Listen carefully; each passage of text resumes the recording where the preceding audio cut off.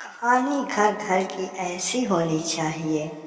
सुबह 10 बजे तक सोने वाली और बार बार उठाने पर भी थोड़ी देर और सोने दो न कहने वाली शालिनी आज भोर को 6 बजे ही उठ गई थी।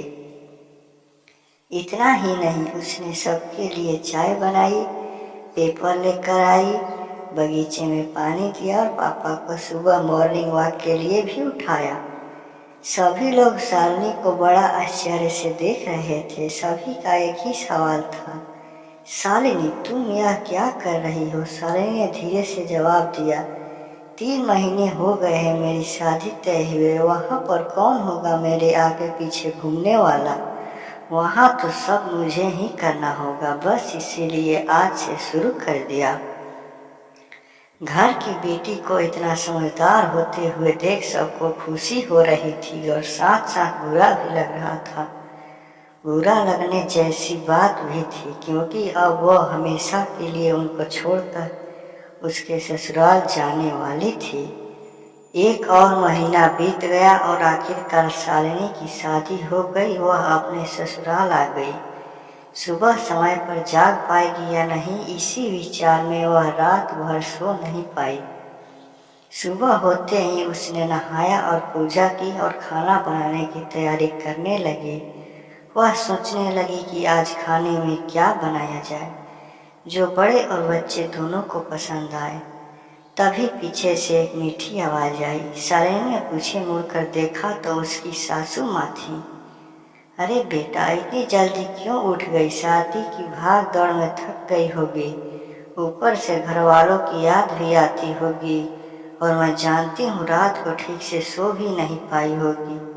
ऐसे तो तुम्हारी तबीयत खराब हो जाएगी।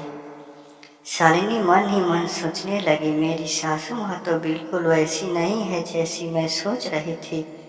मैं तो डर के मारे कितने दिनों से सुबह जल्दी उठने का प्रयास कर रही थी, यहाँ तो परिस्थिति बिल्कुल अलग है। शालिनी ने कुछ काम खत्म ही किया था कि तभी सासू माँ ने आवाज़ दी, बेटा इधर आओ, देखो तो सही मैं क्या बना रही हूँ। मटर पनीर पराठा और गाजर का हलवा। अरे वाह, यह तो सभी मेरी फेवरेट डिश है। शालिनी बोली। उसे तो कुछ समझ में नहीं आ रहा था। उसे लग रहा था जैसे यह सब सपना है। शालिनी को एहसास हुआ कि यह सपना नहीं, सच है। सासू माँ ने कुछ कहा, शालिनी सुन नहीं पाई, वो थोड़ी डर गई। उसे डरा हुआ देखकर सासू माँ ने कहा, शालिनी जरा इधर तो आओ, यहाँ तो बैठो, मेरी बात ध्यान से सुनो और समझो। शादी मतलब लड़की की परीक्षा नहीं होती है। तुम्हारी शादी सिर्फ मेरे लड़के से नहीं हुई है। जितनी जिम्मेदारी उसकी तुम्हें खुश रखने की है, उतनी ही हम सबकी भी। हमने तुम्हें घर सिर्फ काम करने के लिए नहीं लाया है। तुम्हें क्या क्या आता है या तुम हमारे लिए क्या कर सकती है, सब देखने के लिए तो बिल्कुल नहीं। और हम तुम्हारी आज़ादी भी तुमसे नहीं छीनेंगे। अगर अपनी बात करूँ तो मुझे सिर्फ एक अच्छी फ्रेंड चाहिए थी। मैं बिल्कुल नहीं मानती कि बहू ने सुबह सुबह जल्दी उठकर पूजा पाठ करना चाहिए, और मैं यह भी नहीं मानती कि बहू को सुबह अच्छा खाना पकाना चाहिए। शादी का मतलब तुम्हारे सपनों का वरदान बिल्कुल भी नहीं हो सकता, बल्कि मैं तो कहूँगी शादी का मतलब तुम्हारे सपनों को ज़्यादा ऊंची उड़ान देना होना चाहिए। हम सब हमेशा तुम्हारे साथ हैं, हर दिन हर पल। शालिनी की शादी को 10 साल बीत चुके थे।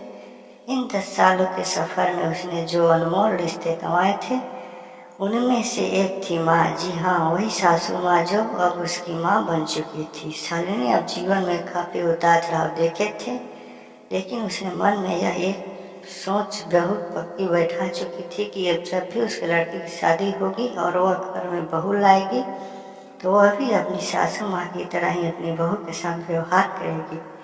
टीवी सीरियल्स में तो सास बहू को दिखाया जाता है, वही वास्तविकता है ऐसा बिल्कुल नहीं है। समय के साथ लोग बदलते हैं, लोगों के विचार बदलते हैं। कुछ गलत लोग जरूर जीवन में आते हैं, लेकिन सभी गलत ही हो ऐसा जरूरी नहीं। आखिर में यही कहूँगा कि बहू मतलब बेटी ही होती है। गलतियाँ तो हर किसी से होती है, इसलिए बहू के साथ भी वैसा ही व्यवहार करें जैसा खुद की बेटी के साथ करते हैं।